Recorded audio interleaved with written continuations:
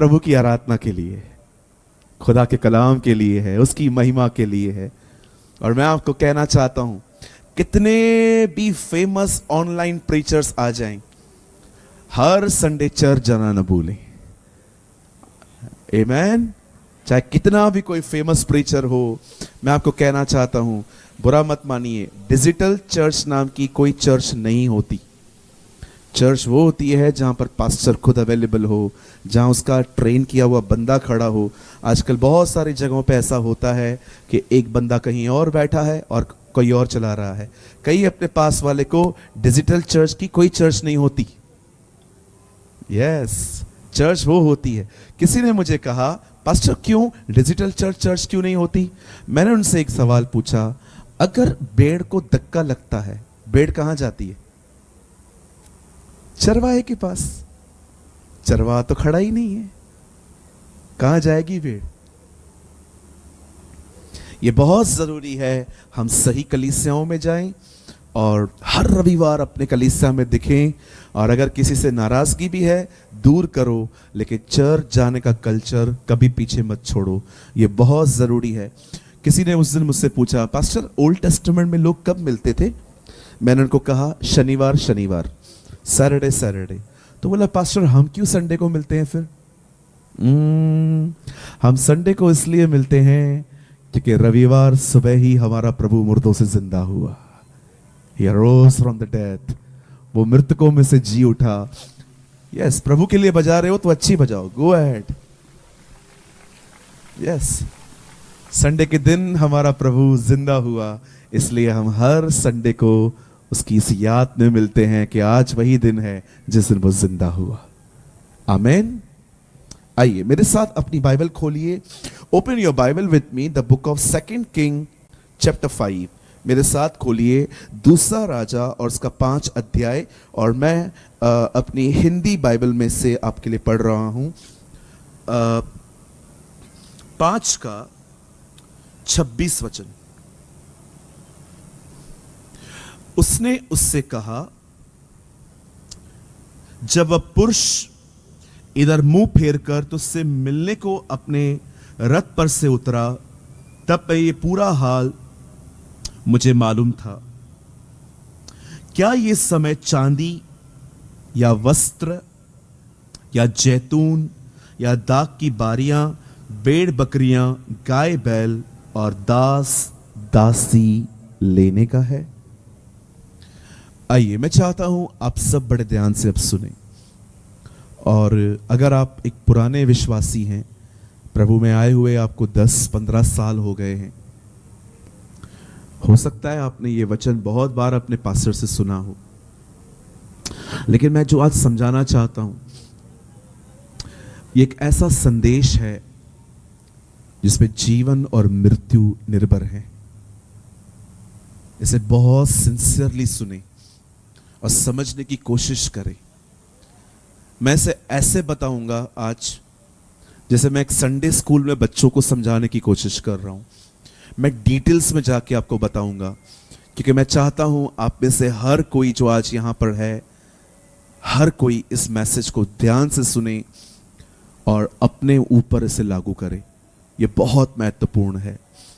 आइए, मैं चाहता हूं आप सब सामने देखें। आप चाहें तो अब अपनी बाइबल को ड्रॉप कर सकते हैं, सामने देखिए।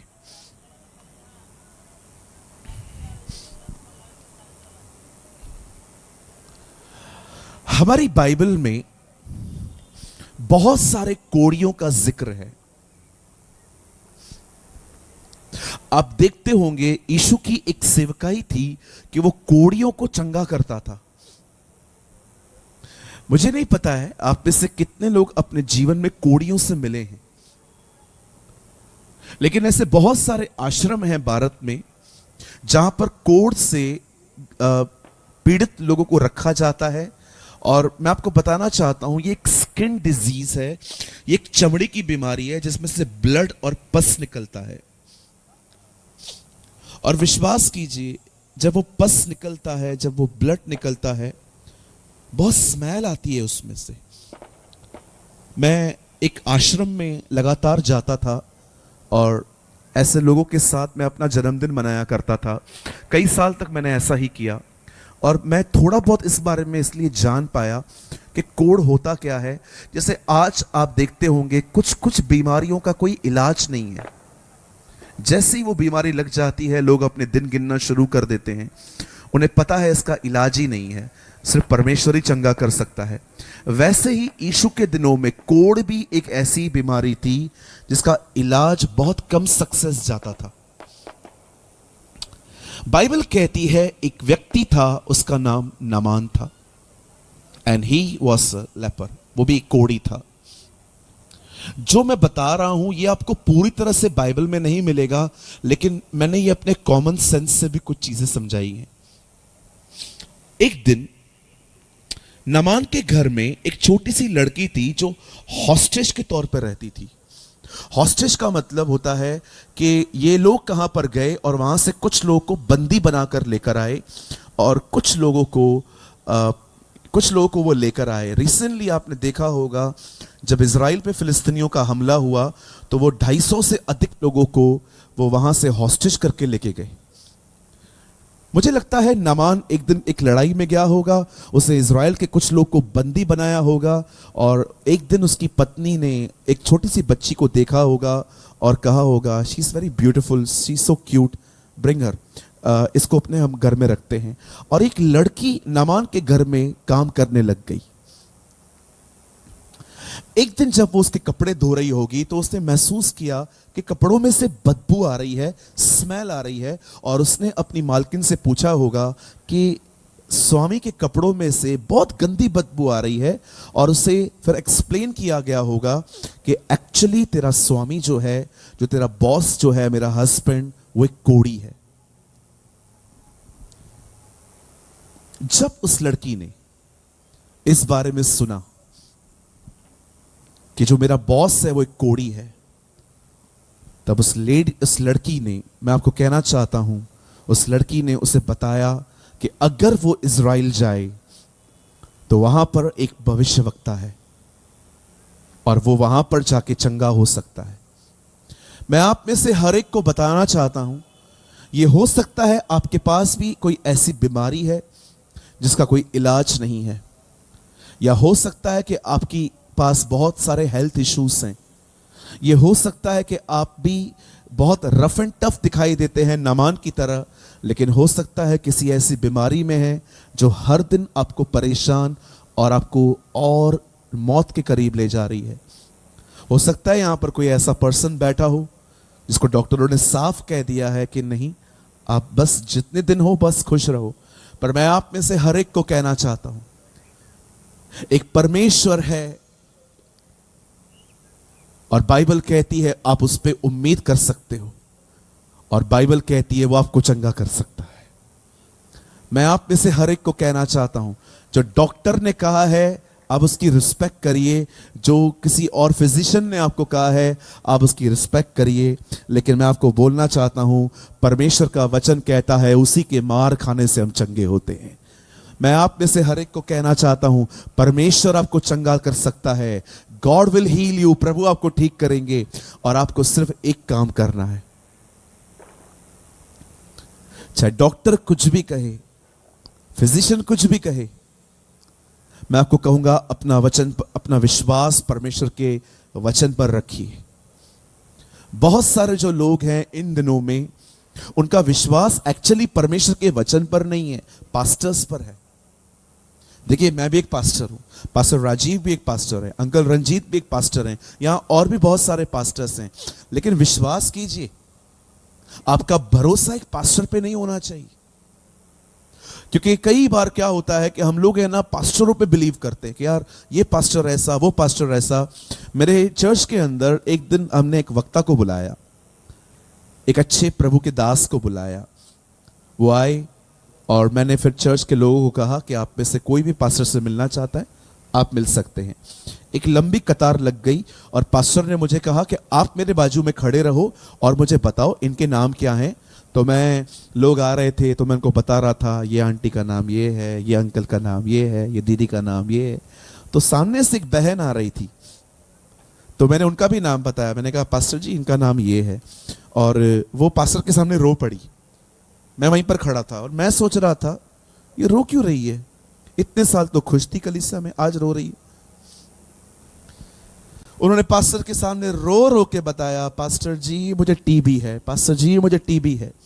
मैं वहीं खड़ा था, मैं सोच रहा था बपतिस्मा मुझसे लिया है, 2 साल से मेरी कलीसिया में आ रही है, मुझे तो नहीं बताया आज तक कि टीबी है, पर उनके सामने वो रो पड़ी। मैंने पास्टर जी को बोला, pastor ji pray for her, इनके लिए दुआ कर दो। यस यस यस, उन्होंने प्रार्थना कर दी। जब वो जा रही थी तो मैंने उनको कहा, दीदी 2 मिनट रुको, मुझे कुछ बात करनी है। और वो रुक गई। तो मैंने कहा, सिस्टर आपको टीबी टीबी थी? यस पास्टर, मेरे को टीबी था। मैंने कहा आपने कभी बताया नहीं है? वो मुझे बोलती है, आप ठीक कर सकते हो क्या? मैंने कहा मतलब? कुछ लोगों को लगता है लोकल पास्टर जो होता है ना, वो सर्दी जुकाम खांसी ठीक कर सकता है, इससे ज्यादा वो कुछ भी नहीं कर सकता। लेकिन जो बाहर से बड़ा पास्टर आता है ना, वो कैंसर और कोविड वाला होता है। आजकल लोगों का बिलीव भी है ना, पास्टरों के अभिषेक पे आ गया है, ये पास्टर बड़ा बड़ा मिरेकल करता है, इसके पास जाना चाहिए। लोकल पास्टर क्या करेगा, वो सर दर्द भी ठीक नहीं कर पाता, अपना ही नहीं कर पाता, मेरा क्या करेगा? आप में से हर एक को कहना चाहता हूं, आपको कहां भी जाने की नीड नहीं है। मैं आपको कहना चाहता हूं, प्रार्थना करने वाला इंपॉर्टेंट नहीं है, प्रार्थना सुनने वाला इंपॉर्टेंट है। मैं आपको कहना चाहता हूं, परमेश्वर सब कुछ कर सकता है। आप जहां रहते हो आपको वहां चंगा कर सकता है। कहिए मेरे पीछे, प्रार्थना करने वाले से अधिक प्रार्थना सुनने वाला इंपॉर्टेंट है। चंगाई पास्टर की प्रार्थना में नहीं, यीशु मसीह के नाम में चंगाई है। There is a healing in the name of Lord Jesus. मैं आप में से हर एक को कहना चाहता हूं, हम चंगे इसलिए नहीं होते क्योंकि आपके लिए एक पास्टर प्रेयर करता है, आप चंगे इसलिए होते हैं क्योंकि वो आपको चंगा करता है। मेहरबानी करके पास्टरों की कैटेगरी न बनाएं, ये पास्टर पावरफुल, ये हाथ रखता है ये गिर जाता है, ये हाथ रखता है कुछ नहीं होता है। और कुछ लोगों को तो विश्वास कीजिए, उनको गिरने की आदत सी हो गई है। आप उनको खाली चूं भी करोगे ना, उंगली में रखोगे गिर जाएंगे। गिरने से कुछ नहीं होता, अच्छी बात है, रोज गिरो, कोई प्रॉब्लम नहीं है, लेकिन गिरने से कुछ नहीं होता। प्रभु गिराने नहीं आया, प्रभु आपको उठाने आया है। परमेश्वर आपको खड़ा करता है, गिराता नहीं है। ओ हालेलुया, बोलो बाजू वाले को, गिरना नहीं उठना है। यस, अगर आपको गिराना है, गिरना है, आ जाओ मीटिंग के बाद, जानबूझ के गिराता हूं, आ जाओ। नहीं गिरोगे दोनों हाथों से, किसी को बोल दूंगा पीछे से जोर से खींच इसको। गिरने में कुछ नहीं है। मैं एक मीटिंग में गया, वहां पर मैं लोगों पे हाथ रख रहा था, लोग गिर रहे थे, एक बहन नहीं गिरी। वो मीटिंग के बाद बात में मुझे मिली, मुझे कहती है, मुझे भी गिराओ। मैं प्रभु से पूछ रहा था, प्रभु इन लोग को गिरने का इतना क्यों है इच्छा? मैं एक बार अनुभव करना चाहती हूं कि गिरना क्या होता है। कुछ नहीं होगा, ये मट्टी पड़ी है, पूरी लग जाएगी। हालेलुया, कहिए मुझे मैच्योर बनना है, जोर से कहिए मुझे मैच्योर बनना है। पास्टर आप गिरने को नहीं मानते? बिल्कुल मानता हूं, ऐसे जानबूझ के गिराने को नहीं मानता हूं। संदेश तो वो होता है जो लोगों को खड़ा कर दे। संदेश तो वो होता है, अभिषेक तो लोगों को गिरा के, मैं आपको चैलेंज करना चाहता हूं, अनॉइंटिंग लोगों को उठाती है, गिराती नहीं है। हालेलुया। बाइबल कहती है नामान कोढ़ी था, ही वॉज अ लेपर। और एक दिन परमेश्वर का वचन कहता है, उसके घर की एक छोटी सी लड़की उसे कहती है, क्यों बीमार हो आप, जाइए इज़राइल। वहां एक भविष्यवक्ता है, उससे प्रार्थना करवाइए। अब नामान एक कंट्री से दूसरी कंट्री में जा रहा था और उसे पता था हम ऐसे ही नहीं जा सकते। वो अपने राजा के पास गया, उसने कहा लेटर लिख के दे। और उस लेटर पे लिखा था, मेरा सेवक आ रहा है, उसे चंगा करे। आप जानते हैं कई बार जो लोग होते हैं वो ठीक से सुनते नहीं हैं परमेश्वर का वचन, और यही कारण है वो भटक जाते हैं। लड़की ने कहा था भविष्यवक्ताओं के पास जाओ, अब ये राजा के पास जा रहा है। जब राजा हेरोदिस के दिनों में यीशु मसीह का जन्म होता है, बाइबल कहती है सारे ज्योतिषी पैलेस में पहुंच गए, राजा के महल में पहुंच गए। उनको लग रहा था ये राजा है तो जन्म भी उसका राजा की जगह पे ही होगा, पर कौन जानता था कि वो चरनी में पैदा हुआ। कई बार हम वहां नहीं पहुंच पाते जहां हमें पहुंचना चाहिए, क्योंकि हम ठीक से सुनते नहीं हैं। और हमारे सुनने का न सुनने का एक मुख्य कारण है इन दिनों में, वो है हमारा फोन, हमारा मोबाइल। कई सारे लोग कहते हैं पास्टर प्रभु बात करते हैं। यस, रोज करते हैं। उत्पत्ति पढ़ के देखिए, प्रभु हर दिन बात कर रहा था। ज्योति हो जाए, पेड़ बन जाएं, मछलियां बन जाएं, जानवर बन जाएं, ये बन जाए। एक दिन मुझे बताइए जब परमेश्वर शांत रहा। हर दिन परमेश्वर बात करता था। लेकिन आज की पीढ़ी परमेश्वर को क्यों नहीं सुन पाती? उसका एक मुख्य कारण है क्योंकि उनका ध्यान कहीं और है। उनका ध्यान मोबाइल में और दूसरों की जिंदगियों में है। उस लड़की ने कहा था भविष्यवक्ता के पास जाओ, ये भाई राजा के पास चला गया। और जैसे वो राजा के सामने गया, उसे लेटर में लिखा था मेरा सेवक आ रहा है, उसे चंगा करो। और ये राजा ये पढ़ के और भड़क गया और अपने लोगों को बुला के कहता है, और तुम कहते हो मैं इनसे लड़ता हूं, देखो ये लोग मुझसे लड़ते हैं, इन्होंने लेटर लिखा है, अब मैं कहां से इसको चंगाई दूं, और मैं नहीं दूंगा, ये फिर से झगड़ा करेंगे मुझसे। और राजा ने अपने कपड़े फाड़े, वो गुस्से में आ गया। और बाइबल कहती है, खुदा का कलाम कहता है, यह बात एलीशा को पता चल गई और एलीशा ने उसे संदेश भेजा, तू क्यों अपने कपड़े फाड़ रहा है, उसको मेरे पास भेज, तब वो जान लेगा कि इज़राइल में आज भी एक भविष्यवक्ता है। Oh what a man of God. मैं सारे यंग लोगों से एक बात कहना चाहता हूं।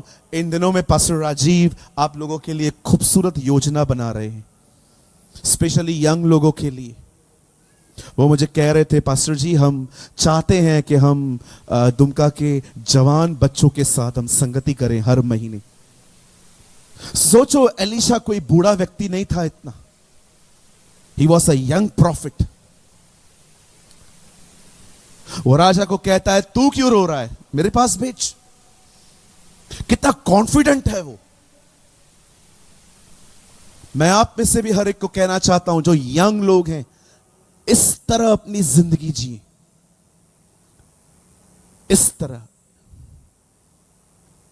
उसे भेज मेरे पास, तू क्यों फाड़ रहा है अपने कपड़े, तब वो जान लेगा कि इज़राइल में एक भविष्यवक्ता है। गुप्त में रहता था एलीशा, सारी खबरें रखता था अपने पास। आप जानते हैं, जब खुदा का पाक कलाम कहता है, जब नामान कोढ़ी एलीशा के पास जाता है, बाइबल कहती है एलीशा उससे मिलता नहीं है। एलीशा दूर से उसे कहता है गेहजी के द्वारा, उसके सेवक के द्वारा, जा इसको बोल यर्दन में डुबकियां मारे और ये चंगा हो जाएगा। यह बात नामान को बहुत बुरी लगी कि मैं इतना दूर से आया हूं, इस बंदे ने मुझसे मुलाकात भी नहीं की। अब मुझे 5 से 10 मिनट दीजिए आपसे बात करने की। बड़े ध्यान से सुने। आप में से कितने लोग इस बात को मानते हैं कि आप थोड़ी थोड़ी बात पे नाराज हो जाते हैं? 1 2 3 4। पहले पास्टर हाथ उठाता है, फिर सब उठाते है ना। पहले बदनाम पास्टर हो, उसके बाद हम आएंगे। आप में से कितने लोग थोड़ी थोड़ी बातों पे नाराज हो जाते हैं? So many hands. अब कितने लोग हैं जो नाराज होने के बाद मुंह फुला के भी बैठ जाते? कितने लोग हैं जो नाराज होने के बाद, मुंह फुलाने के बाद वेट करते रहते हैं कि वो खुद आए, मैं क्यों बात करूं? करते हैं? आप जानते हैं आप क्यों थोड़ी थोड़ी बातों पे नाराज हो जाते हैं? आप जानना चाहते हैं? मैं आपको बताता हूं। क्योंकि आप बहुत बड़े हैं। कहिए मैं बहुत बड़ा हूं। हाँ, बहुत बड़े हैं आप। छोटा आदमी होता है ना, मैं आपको उदाहरण देता हूं। आपके घर पे अगर एक भिखारी आता है, मुझे तो ये बोलना भी पसंद नहीं है कि किसी इंसान को हम भिखारी कह रहे हैं, बट मैं आपको समझाने के लिए कह रहा हूं। लिसन, अगर आपके घर में कोई भिखारी आ रहा है और आपको नॉक कर रहा है और आप डोर खोलते हो और आप पूछते हो यस गिव मी सम, मेरे को कुछ दे दो। अगर आप उसको कहते हो आगे बढ़ो, नहीं है जाओ यहां से, वो आपको कुछ बोलता है? आप जानते हो उसे ठेस तक नहीं लगती कि वो मांग रहा है पर आप उसे दे नहीं रहे हो। पता है क्यों?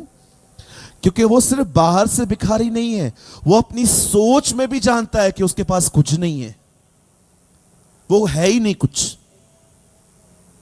लेकिन अगर आप यही शब्द किसी अमीर, किसी बड़े व्यक्ति जिसके पास बहुत कुछ है, आप उसके पास जाके कह के देखो, शायद वो आपके ऊपर केस भी कर देंगे। क्यों?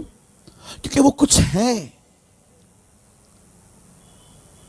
आप जानते हैं यीशु इस पृथ्वी पर क्यों आया? नो डाउट वो हमारे पापों के लिए मरने आया, लेकिन मैं आपको बताना चाहता हूं उसी खुदा ने अपनी पहली तालीम, अपना पहला वचन, अपनी पहली शिक्षा यह बोल के दी, धन्य है वे जो मन के दीन हैं, स्वर्ग का राज उन्हीं का है। इस दुनिया का सबसे अमीर व्यक्ति अपने मुंह से जब पहली शिक्षा निकालता है, याद रखिए प्रचार उसने बहुत किया था, लेकिन शिक्षा उसकी पहली यही थी। मत्ती 5:3 बाइबल कहती है वो पहाड़ पे गया और उसने कहा धन्य है वे जो मन के दीन हैं। दीन को इंग्लिश वर्ड मिला है पुअर, और पुअर की हिंदी ट्रांसलेशन है गरीब। धन्य है वे जो गरीब हैं, स्वर्ग का राज उन्हीं का है। वो क्या बोलने की कोशिश कर रहा था कि आपके पास पैसे ना हो आप गरीब बनो? जी नहीं, वो समझा रहा था धन्य है वे जो अपने आप में गरीब हैं, जिनके पास सब कुछ है लेकिन अपने आप में शून्य बने हुए रहते। जानते हो क्यों हम में से बहुत सारे लोग जल्दी जल्दी ठेस खाते हैं? क्योंकि हम गरीब नहीं हैं, हम बड़े अमीर हैं। इसीलिए उसने कहा अमीरों का स्वर्ग के राज्य में आना कठिन है। वो उस तरह के अमीरों की बात नहीं कर रहा था जिस तरह आप समझ रहे हो, जिनके पास बहुत पैसे हैं। यदि आप में से किसी का जन्म ही अमीर परिवार में हुआ है तो आपकी क्या गलती? वो समझा रहा था कि क्यों इन दिनों में लोग जो हैं उसके राज्य में नहीं आ पा रहे हैं, क्योंकि वे अंदर से नम्र और दीन नहीं है। इस बंदे को देखिए, एलीशा ने सिंपल सी बात कही, जा और अपने आप को उस नदी में डुबा, 7 बार ऐसा कर। एक सिंपल आज्ञा दी, लेकिन भाई को गुस्सा आ गया कि नहीं मैं ये क्यों करूं, ये बंदा मुझसे मिलने नहीं आया, और वो अपने ही देश को जा रहा था वापस। मैं आप में से हर एक को कहना चाहता हूं, यदि आप जिंदगी में खुश रहना चाहते हैं, आशीषित रहना चाहते हैं, मैं आपको कहना चाहता हूं जीरो बनो, शून्य बनो। हमेशा पिछला सा स्थान चुनो, हमेशा नीचे बैठने की कोशिश करो। मैं कोई घमंड या अपनी बड़ाई नहीं कर रहा हूं। विश्वास कीजिए मुझे, अगर मैं किसी मीटिंग में जाता हूं, मैं कभी अपना कोई मुख्य स्थान नहीं ढूंढता। यह बात अलग है कि लोग बिठाते हैं क्योंकि वो मेरा आदर करते हैं, लेकिन मुझे 1% भी खुशी नहीं होती। जीरो बनिए। थोड़ी थोड़ी बात पे नाराज होना बंद कर दीजिए। जिंदगियां खराब हो गई हैं, घर टूट गए हैं, रिश्ते खत्म हो गए, पार्टनरशिप टूट गई, बहुत सारी चीजें बड़ी खत्म हो गई। जानते हो क्यों? क्योंकि हम अपने आप में बहुत बड़े। यीशु आपको इतना छोटा बनाने के लिए आया है। मैं आपको बताना चाहता हूं, इतना छोटा कि आप सुई के नाके में से भी निकल पाए। हालेलुया। कितने लोग छोटा बनना चाहते हैं? कितने लोग छोटा बनना चाहते हैं? आप छोटा बनना चाहते हैं? पक्का? मैं आपको चाबी दूं?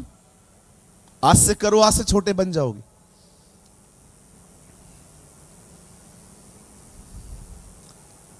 हर जगह पे छुपने की कोशिश किया करो। यस। किसी ने बर्थडे विश नहीं किया, आपने देखा आजकल किसी को बर्थडे किसी ने स्टेटस पे लगाया हो और आपने उसको देख लिया कि उसका बर्थडे है, आप उसको विश नहीं करो और अगले दिन करो, कल तेरा बर्थडे था। हाँ तो तेरे को पता नहीं था? मैंने देखा, तूने मेरा स्टेटस देखा था। कितने बड़े हैं हम। आइए अपने पास वाले को इशारा करके बोलिए, बोलिए इतने बनो भाई, इतने बोलो बाजू वाले को, इतने बनो, छोटे बनो। मेरे से क्यों नहीं पूछा, मेरे से क्यों नहीं बात की, मुझसे पूछ के काम क्यों नहीं किया? हाँ भाई, तू तो प्राइम मिनिस्टर है। एक औरत अपने हस्बैंड के मरने के बाद वो उसकी कब्र पे जाती थी फूल रखने के लिए। एक दिन बहुत बारिश हुई, उसने कहा आज नहीं जाती हूं। अगले दिन भी बारिश थी, तीसरे दिन भी बारिश थी, लगातार बारिश पड़ी, पूरा महीना वो नहीं गई। और अगले महीने जब वो वहां पर गई और उसने वहां पर फूल रखे तो कब्र से अंदर से आवाज आई, कहां थी पूरा महीना? मुझे बताइए, क्या ये आवाज आ सकती है? आ सकती है? इशारा करके बताइए। नहीं आ सकती। क्यों नहीं आ सकती? क्योंकि बंदा मर चुका है। जो मरे हुए रहते हैं ना, वो झगड़ते नहीं है, वो लड़ते नहीं है। जो लेना चाहता है ना, वो उसको दे देते हैं। भाई क्या चाहिए? ये चाहिए ना, ले जाओ। मैं अपने चर्च में कई बार खड़े होकर कहता हूं कि कोई है यहां पर जो अपनी चर्च स्टार्ट करना चाहता है और आपको मेरे लोग चाहिए, ले जाओ, कोई बात नहीं। मैं खुश हूं कि ये लोग प्रभु में ही हैं। और कई लोग मुझे आके पूछते हैं, पास्टर आप पागल हो क्या? पास्टर आप बेवकूफ हो? Are you crazy pastor? आप क्या बोलते रहते हो कि ये ले जाओ, वो ले जाओ? मैं उनको बड़ी खुशी से कहता हूं, जिसको जो चाहिए लेने दो, हमारे हिस्से में प्रभु आया है। Oh, the Lord is with us. क्या परमेश्वर के लिए ताली बजा सकते हैं इन दिनों में?